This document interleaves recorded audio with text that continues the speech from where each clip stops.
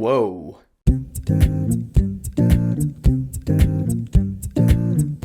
Megalopolis. So Megalopolis is the newest movie from director Francis Ford Coppola, and I'll be honest with you, complete transparency, this is the first movie of his that I have seen. You've never seen The Godfather? No. I haven't. This movie is ultimately a fable about an alternate version of New York City, which they call New Rome, and Adam Driver plays a man named Caesar Catalina, who has created a new element that will allow him to create a new city, which is going to bring mankind into a bright new future. But there are those who disagree with his cause, arguing that humanity is just fine where it is, and so we have our story about humanity and society, as told by Francis Ford Coppola. Alright, like I said, this is the very first movie of his that I've seen, but I've been told a few things about him. I've been told that he's a director that makes art in that, almost pretentious kind of way, but I can totally respect that actually. The man has a message and he wants to tell that message in his way through film. In fact, with this one, he wanted to tell it so much that he spent his own pocket money to do it. Yeah, did you know that? That's a true story. That's admirable. The unfortunate thing is that reviews for this movie started coming out like over a month ago, and they were really slamming it. Here's the way I see this movie, because it's not so black and white in my head. I cannot deny my opinion that there's some pretty cool shit in here, but that is not me saying this movie is good. Yeah, just like I said in my review of Atlas earlier this year, I will also say about Megalopolis, this movie was pretty cool,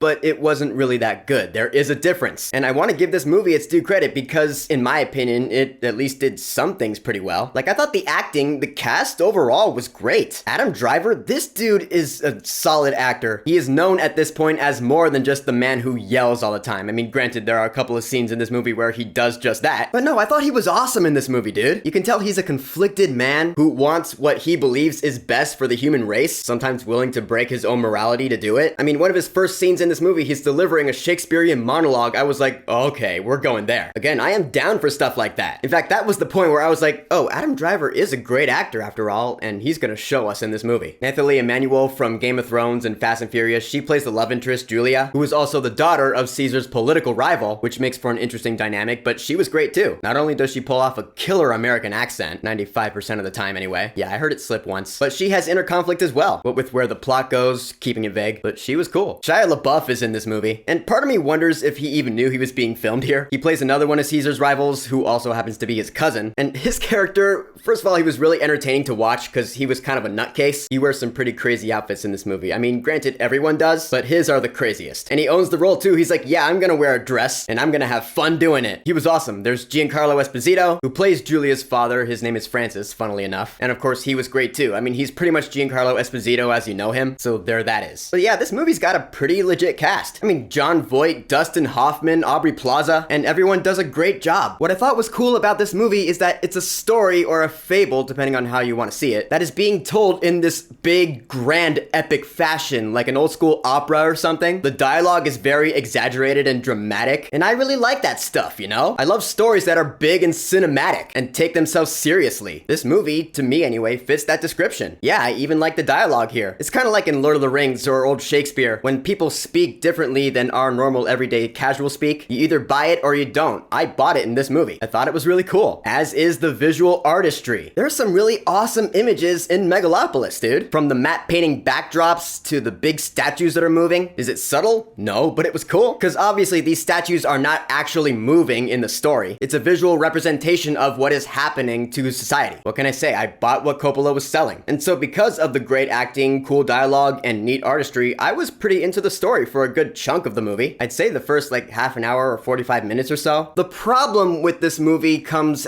after that first act, when it seemed to set aside the story in favor of the artistry instead. Because around Act 2, the story just grinds to a halt, and we get this whole like fever dream sequence that seems to last about another good half hour. And at first I was like, alright, this is gonna last, a couple of minutes and then the story's gonna move on. No. After about 15 minutes, I was like, alright, can we get back to the plot and the characters and the story that I've kind of been invested in now? Now we're still here in this weird Baz Luhrmann-ish fever dream, because it's starting to remind me of something out of Moulin Rouge, but not in a good way though, because Moulin Rouge is actually a pretty cool movie. Now, the story was on halt for so long that it kind of pulled me out of it, and I was like, okay, now I'm just kind of seeing shit thrown onto the screen just for the sake of because. It was like Francis Ford Coppola was like, hey, look what I can do. I can have a bunch of weird, crazy, eccentric shit in my movie because I'm Francis Ford Coppola. And granted, maybe all of his other movies are like that. I wouldn't know, but I'm gonna guess probably not. And this problem ended up being a really big shortcoming for this movie, because this was not the only time that happened. It happens another time in the movie later on, where the story just stops and we get another big fever dream sequence. And I was like, okay, stop it. I was buying into your whole big fantastical epic told fable as long as there was a story being told, but now there just isn't. Like, I'm gonna compare it to the movie Singin' in the Rain. The movie's going along, you're having a great time with the story and characters and all that, but then towards the end of it, there's this big long sequence that has nothing to do with any of the plot or characters of the movie. And it goes on for a while, you're like,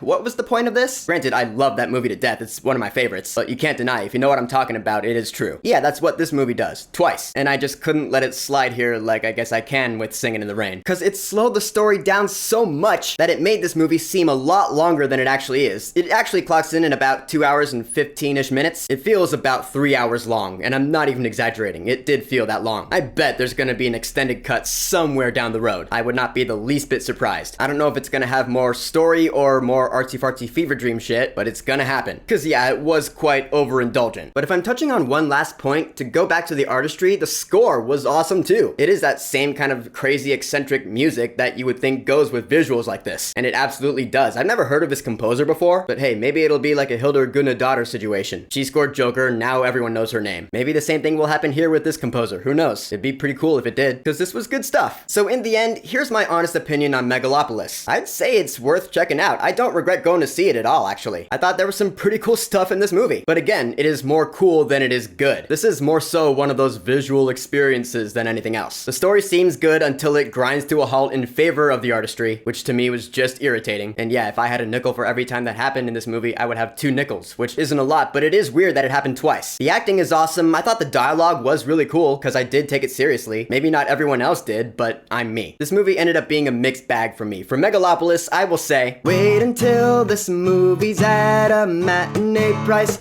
then go see it. So, Francis Ford Coppola's Megalopolis, a fable. Have you seen it yet? What are your thoughts on it? And which of Coppola's movies is your favorite? Like, if you were to recommend one to me, what would it be? Whatever you think, go ahead and leave a comment. And of course, thank you for subscribing. Now, if you'll excuse me, it's back to episode I Guess the Answer. Persona, baby! This is so much fun. Peace!